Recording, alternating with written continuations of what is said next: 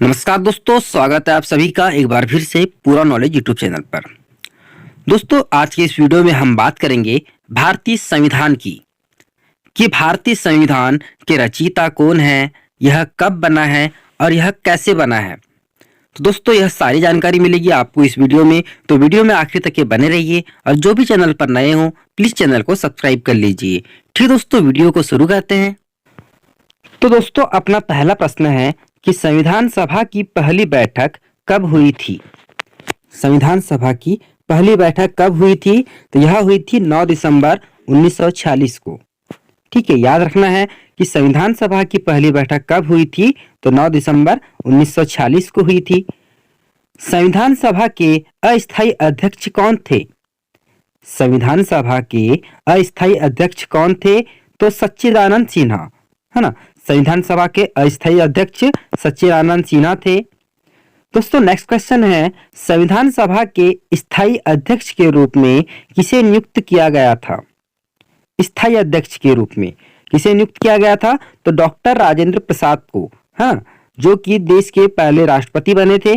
Doctor Rajendra Prasad को संविधान सभा के स्थायी अध्यक्ष के रूप में नियुक्त किया गया था। और अस्थायी अध्यक्ष कौन थे? तो सच्चिदानंद सिन्हा। नेक्स्ट क्वेश्चन है, भारतीय संविधान सभा की स्थापना कब की गई थी? भारतीय संविधान सभा की स्थापना कब की गई थी? 6 दिसंबर 1946 को, है ना। संविधान सभा की स्थापना कब की गई थी? तो 6 दिसंबर 1946 को। दोस्तों, सारे क्वेश्चन इंपॉर्टेंट होने वाले हैं। यह वीडियो इसलिए लेकर के आया गया है क्योंकि हर एक एग्जाम में संविधान से एक दो क्वेश्चन हमेशा पूछते रहा है। ठीक है, तो नेक्स्ट क्वेश्चन है कि भारतीय संविधान के निर्माण में कितना समय लगा था? भारतीय संविधान के निर्माण में कितना समय लगा था? तो कुल 2 वर्ष 11 महीने 18 दिन भारतीय संविधान के निर्माण समय में लग गया था। ठीक है दोस्तों, अगला प्रश्न है कि भारत में पहली बार संविधान दिवस किस वर्ष में मनाया गया था, या किस वर्ष से मनाया जा रहा है? तो 2015 से भारत में पहली बार संविधान दिवस किस वर्ष मनाया गया था? तो 2015 में। संविधान में धर्मनिरपेक्ष और समाजवाद शब्द किस वर्ष में जोड़े गए थे? धर्मनिरपेक्ष और समाजवाद। तो दोस्तों, भारतीय संविधान धर्मनिरपेक्ष संविधान है और इसमें समाजवाद भी जुड़ा हुआ है। तो यह किस वर्ष से जोड़ा गया है? तो 1976 में, है ना। संविधान में धर्मनिरपेक्ष और समाजवाद वर्ष 1976 में जोड़ा गया है। अगला प्रश्न है कि पंचवर्षीय योजना की अवधारणा किस देश के संविधान से प्रेरित है या लिया गया है? पंचवर्षीय योजना की अवधारणा किस देश के संविधान से लिया गया है? तो सोवियत संघ, जो कि वर्तमान में रूस है। तो रूस से भारतीय संविधान में पंचवर्षीय योजना की अवधारणा लिया गया है। दोस्तों, किस भाग को संविधान की आत्मा कहा जाता है? संविधान की आत्मा किसे कहते हैं? तो भारतीय संविधान के प्रस्तावना को भारतीय संविधान की आत्मा कहते हैं। ठीक है दोस्तों, अगला प्रश्न है, भारतीय संविधान को लागू करते समय इसमें कितने अनुच्छेद, कितने भाग और अनुसूचियां थी? भारतीय संविधान को जब लागू किया गया था उस वक्त इसमें कितने अनुच्छेद थे, कितने भाग थे और कितनी अनुसूचियां थी? तो इसमें कुल 395 अनुच्छेद थे, 22 भाग और 8 अनुसूचियां थी। वर्तमान में 12 अनुसूचियां हैं, है ना। तो भारतीय संविधान को लागू करते समय इसमें कितने अनुच्छेद थे? 395 अनुच्छेद थे, 22 भाग थे और 8 अनुसूचियां थी। दोस्तों, अगला प्रश्न है कि भारतीय संविधान में वर्तमान में कितने अनुच्छेद है, कितने भाग है और कितनी अनुसूचियां हैं? वर्तमान में, तो वर्तमान में कुल 448 अनुच्छेद, 25 भाग और 12 अनुसूचियां हैं, है ना। और जब स्थापना हुई थी तब कुल 395 अनुच्छेद थे, 22 भाग और 8 अनुसूचियां। और वर्तमान में 448 अनुच्छेद है, 25 भाग और 12 अनुसूचियां हैं। देश का सर्वोच्च कानून क्या है? भारत का कौन सा कानून सर्वोच्च है? तो भारतीय संविधान, है ना। देश का कौन सा सर्वोच्च कानून है? तो भारतीय संविधान देश का सर्वोच्च कानून है। अगला प्रश्न है कि भारत का संविधान किसके द्वारा बनाया गया था? भारत का संविधान किसके द्वारा बनाया गया था? तो संविधान निर्मात्री सभा के द्वारा इसके लिए कई समितियां भी स्थापित की गई थी, संविधान प्रारूप समिति। हाँ, तो यह किसके द्वारा बनाया गया है? संविधान निर्मात्री सभा के द्वारा। दोस्तों अगला प्रश्न देखते हैं, भारतीय संविधान को अंगीकृत कब किया गया था? अंगीकृत कब किया गया था? तो 26 नवंबर 1949 को। और लागू किया कब किया गया? 26 जनवरी 1950 से, है ना। तो भारतीय संविधान को अंगीकृत कब किया गया था? 26 नवंबर 1949 को। भारत का मूल संविधान कहां से प्रकाशित हुआ था? मूल संविधान कहां से प्रकाशित हुआ था? तो देहरादून से। भारत का मूल संविधान देहरादून से प्रकाशित हुआ था। दोस्तों मूल संविधान कितने शब्दों से बना है? भारतीय मूल संविधान में कितने शब्द है? तो 80,000 शब्द है। हाँ, याद रखना कि भारतीय मूल संविधान में कुल 80,000 शब्द मिलकर भारतीय संविधान बना है। अगला प्रश्न है कि किस देश का सबसे बड़ा लिखित संविधान है? तो भारत का संविधान जो है वह सबसे बड़ा लिखित संविधान है। संविधान के लिखित संकल्पना का उद्भव सबसे पहले कहां हुआ था? कहने का तात्पर्य यह है कि किस देश में या किस जगह में लिखित संविधान की कल्पना की गई थी? तो संयुक्त राष्ट्र अमेरिका में। संयुक्त राष्ट्र अमेरिका में संविधान के लिखित संकल्पना का उद्भव हुआ है, यानी संविधान के लिखित संकल्पना का जो शुभारंभ था वह संयुक्त राष्ट्र अमेरिका में यह सबसे पहले सोचा गया था। ठीक है, भारत का मूल संविधान कहाँ संरक्षित है? जो भारत के संविधान की किताब है वह कहाँ संरक्षित है? तो संसद भवन में। अगला प्रश्न है कि प्रारूप समिति ने भारत संविधान को किस भाषा में लिखा था? प्रारूप समिति ने भारत के संविधान को किस भाषा में लिखा था? तो अंग्रेजी भाषा में। सबसे पहले भारतीय संविधान अंग्रेजी भाषा में लिखा गया था। दोस्तों अगला प्रश्न बनता है कि प्रारूप समिति के अध्यक्ष कौन थे? तो प्रारूप समिति के अध्यक्ष कौन थे? डॉक्टर भीमराव अंबेडकर, है ना। इन्होंने भारतीय संविधान को सबसे पहले अंग्रेजी में लिखा था। तो प्रारूप समिति के अध्यक्ष doctor Bhimrao Ambedkar. Question number 22 है कि भारत के राष्ट्रीय ध्वज का चक्र क्या निरूपित करता है? भारत के जो राष्ट्रीय ध्वज में जो चक्र है जिसमें कि 24 तिलियां हैं वह क्या निरूपित करता है? तो सत्य की बात को, है ना। याद रखना कि भारत के राष्ट्रीय ध्वज में बने हुए चक्र द्वारा सत्य की बात को निरूपित किया जाता है। दोस्तों अगला प्रश्न बनता है कि भारत संपूर्ण प्रभुत्व संपन्न लोकतांत्रिक गणराज्य कब बना? कहने का तात्पर्य यह है कि भारत पूर्णतः लोकतांत्रिक गणराज्य कब बना? तो 26 नवंबर 1949 को, जबकि भारतीय संविधान को अंगीकृत किया गया था तब वह संपूर्ण प्रभुत्व वाला लोकतांत्रिक गणराज्य बना था। दोस्तों अगला प्रश्न है कि केंद्रीय विधानमंडल का प्रथम अध्यक्ष कौन था? केंद्रीय विधानमंडल का प्रथम अध्यक्ष कौन था? तो विट्ठल भाई पटेल। विट्ठल भाई पटेल केंद्रीय विधानमंडल के प्रथम अध्यक्ष थे। दोस्तों किस देश में लोकतंत्र नहीं है? लोकतंत्र नहीं है तो चीन में। याद रखना कि चीन में लोकतंत्र नहीं है। भारत में एकल नागरिकता की अवधारणा कहां से ली गई है? भारतीय संविधान में एकल नागरिकता की अवधारणा कहां से ली गई है? तो इंग्लैंड से, है ना। इंग्लैंड में पहले से एकल नागरिकता की अवधारणा रखी हुई है, तो वहां से भारत में एकल नागरिकता की अवधारणा ली गई है, तो इंग्लैंड से। दोस्तों भारतीय संविधान में संविधान संशोधन करने की प्रक्रिया को कहां से लिया गया है? संविधान संशोधन करने की प्रक्रिया को कहां से लिया गया है? तो दक्षिण अफ्रीका से। उस प्रक्रिया के तहत भारत के संविधान में संविधान संशोधन की प्रक्रिया होती है, और यह कहां से लिया गया है? तो दक्षिण अफ्रीका से। भारत के संविधान की सभा को किस योजना के द्वारा गठित किया गया था? भारत की संविधान सभा को किस योजना के द्वारा गठित किया गया था? तो कैबिनेट मिशन के द्वारा, है ना। याद रखना कि भारत की संविधान सभा कैबिनेट मिशन के द्वारा गठित की गई थी। भारतीय संविधान की रचना के समय संवैधानिक सलाहकार कौन थे? संवैधानिक सलाहकार, जब भारतीय संविधान की रचना की गई थी तब संवैधानिक सलाहकार कौन थे? तो बी.एन. राव, है ना। भारतीय संविधान की रचना के समय संवैधानिक सलाहकार बी.एन. राव थे। दोस्तों क्वेश्चन नंबर 30 है कि संविधान सभा ने राष्ट्रीय गान कब अपनाया था?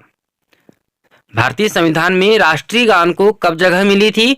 तो 24 जनवरी 1950 को, है ना। याद रखना है कि भारतीय संविधान में राष्ट्रीय गान कब अपनाया गया था?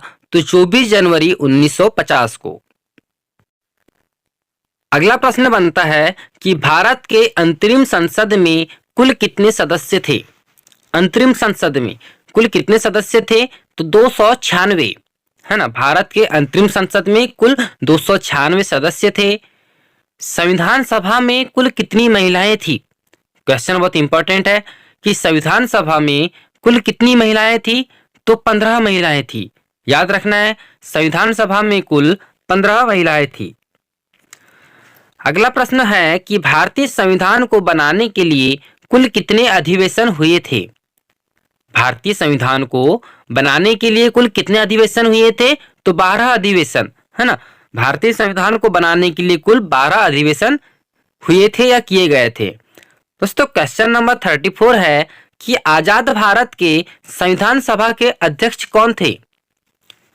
जब भारत स्वतंत्र हो गया था, भारत की संविधान की जो रचना की शुरुआत थी वह स्वतंत्रता के पहले थी, और जब भारत स्वतंत्र हो गया तब उसके प्रथम अध्यक्ष कौन थे? तो डॉक्टर भीमराव अंबेडकर आजाद भारत के संविधान सभा के पहले अध्यक्ष थे। क्वेश्चन नंबर 35 है, भारत के पहले राष्ट्रपति के रूप में डॉक्टर राजेंद्र प्रसाद का चुनाव किसके द्वारा किया गया था? कहने का मतलब यह है कि भारत का पहला राष्ट्रपति किसके द्वारा नियुक्त किया गया था? तो संविधान सभा के द्वारा, है ना। भारत के पहले राष्ट्रपति के रूप में जो कि डॉक्टर राजेंद्र प्रसाद है, उनका चुनाव संविधान सभा के द्वारा किया गया था। दोस्तों हमारा राष्ट्रगान पहली बार कब और कहां गाया गया था? राष्ट्रगान पहली बार कब और कहां गाया गया था? तो 27 दिसंबर 1911 को कोलकाता में राष्ट्रगान पहली बार गाया गया था, है ना। कि हमारा क्वेश्चन है कि हमारा राष्ट्रगान पहली बार कब और कहां गाया गया था? तो 27 दिसंबर 1911 को कोलकाता में पहली बार राष्ट्रगान का गायन किया गया था। अगला प्रश्न है, स्वतंत्र भारत की लोकसभा का पहला अध्यक्ष कौन था? स्वतंत्र भारत की लोकसभा का पहला अध्यक्ष, क्वेश्चन पे हमेशा ध्यान देना है ना। आज स्वतंत्रता के पूर्व और स्वतंत्रता के बाद बहुत डिफरेंट होता है। स्वतंत्र भारत की लोकसभा का पहला अध्यक्ष कौन था? तो जी.वी. मावलकर। जी.वी. मावलकर स्वतंत्र भारत की लोकसभा के पहले अध्यक्ष थे। दोस्तों अगला प्रश्न बनता है कि भारतीय संविधान का सबसे बड़ा एकांकी स्रोत क्या है? तो सबसे बड़ा एकांकी स्रोत गवर्नमेंट ऑफ इंडिया एक्ट 1935, है ना। याद रखना कि भारतीय संविधान का सबसे बड़ा एकांकी स्रोत है government of India act 1935। Bharat एक क्या है? एक क्वेश्चन बनता है, ऑप्शन रहेंगे आपके सामने। भारत एक क्या है? तो भारत एक धर्मनिरपेक्ष राष्ट्र है। जैसा कि मैंने आपको पहले के क्वेश्चंस में बताया है कि भारत एक धर्मनिरपेक्ष राष्ट्र है। अगला प्रश्न है कि हिमाचल प्रदेश को राज्य का दर्जा कब प्रदान किया गया? हिमाचल प्रदेश किस वर्ष राज्य का दर्जा हासिल किया था? तो 1971 में, है ना। 1971 में हिमाचल प्रदेश को भारत देश का एक राज्य का दर्जा प्रदान किया गया था। राज्यसभा की बैठकों का सभापतित्व कौन करता है? राज्यसभा की बैठकों का सभापतित्व, यानी जब राज्यसभा होती है तो उसका सभापति कौन होता है? उपराष्ट्रपति, है ना। हमेशा याद रखना कि राज्यसभा का सभापति हमेशा उपराष्ट्रपति होता है। संविधान के किस संशोधन द्वारा मतदान की आयु 21 वर्ष से घटाकर 18 वर्ष की गई है? आप सभी जानते हैं कि भारत में मतदान की आयु 18 वर्ष है, तो यह किस संविधान संशोधन में की गई है? तो यह की गई है 61वें संविधान संशोधन अधिनियम में, जो कि 1989 में किया गया था, है ना। 61वां संविधान संशोधन अधिनियम के द्वारा भारत में मतदान की आयु 21 वर्ष से घटाकर 18 वर्ष की गई है। दोस्तों अगला प्रश्न है कि भारत में आजादी के बाद पहला आम चुनाव कब संपन्न कराया गया? पहला आम चुनाव कब संपन्न कराया गया? तो 1952 में, है ना। याद रखना है कि भारत में आजादी के बाद पहला आम चुनाव कब संपन्न कराया गया था? तो 1952 में। पहले आम चुनाव के पहले भारत में अंतरिम सरकार की नियुक्ति की गई थी। अगला प्रश्न है कि भारत के प्रथम वायसराय कौन बने थे? प्रथम वायसराय कौन थे? तो लॉर्ड कैनिंग। याद रखना है कि भारत के प्रथम वायसराय लॉर्ड कैनिंग थे। उसी प्रकार भारत के प्रथम गवर्नर जनरल कौन थे? लॉर्ड विलियम बेंटिक, है ना। लॉर्ड विलियम बेंटिक भारत के प्रथम गवर्नर जनरल थे। दोस्तों अगला प्रश्न है कि भारत के प्रथम मुख्य निर्वाचन आयुक्त कौन है? भारत के प्रथम मुख्य निर्वाचन आयुक्त कौन थे? तो सुकुमार सेन प्रथम मुख्य निर्वाचन आयुक्त थे। अगला प्रश्न है कि किस अधिनियम के अंतर्गत बंगाल के गवर्नर जनरल को भारत का गवर्नर जनरल बना दिया गया? बंगाल के गवर्नर जनरल को भारत का गवर्नर जनरल बना दिया गया 1833 के चार्टर अधिनियम के तहत। हाँ, 1833 में जो चार्टर एक्ट था उसके तहत बंगाल के गवर्नर को भारत का गवर्नर जनरल बनाया गया था। दोस्तों अगला प्रश्न बनता है कि भारत के मुख्य चुनाव की नियुक्ति किसके द्वारा की जाती है? मुख्य चुनाव की नियुक्ति किसके द्वारा की जाती है? तो राष्ट्रपति के द्वारा। हमेशा याद रखना कि भारत के मुख्य चुनाव की नियुक्ति राष्ट्रपति के द्वारा की जाती है। दोस्तों क्वेश्चन नंबर 49 है कि भारत के संविधान में प्रेस की स्वतंत्रता किस अनुच्छेद के तहत सुनिश्चित की गई है? प्रेस की स्वतंत्रता, है ना, न्यूज खबर की जो प्रेसें होती हैं उसकी स्वतंत्रता किस अनुच्छेद के तहत सुनिश्चित की गई है? तो अनुच्छेद 19। याद रखना कि भारत के संविधान में प्रेस की स्वतंत्रता अनुच्छेद 19 के तहत सुनिश्चित की गई है। दोस्तों क्वेश्चन नंबर 50 है भारतीय संविधान का कौन सा अनुच्छेद संसद को संविधान का संशोधन करने की शक्ति देता है? संविधान का संशोधन करने की शक्ति देता है अनुच्छेद क्रमांक 368। याद रखना कि भारत का संविधान का अनुच्छेद क्रमांक 368 संसद को संविधान के संशोधन करने की शक्ति देता है। दोस्तों इनमें से अभी बहुत से क्वेश्चन बाकी है। यह आपके 50 क्वेश्चन थे भारतीय संविधान को लेकर के। अपने अगले वीडियोस में और 50 क्वेश्चन लेकर के आएंगे जो कि बहुत ज़्यादा इंपॉर्टेंट रहेंगे। और दोस्तों एक वीडियो भारतीय संविधान संशोधन को लेकर के बनाया जाएगा, वो भी आपको आने वाले कुछ दिनों में मिल जाएगा। तो दोस्तों अगले वीडियो पाने के लिए आपको चैनल को सब्सक्राइब करना है, बेल आइकन को प्रेस करके नोटिफिकेशन को ऑन कर लेना है। मिलते हैं अगले वीडियो में। जय हिंद।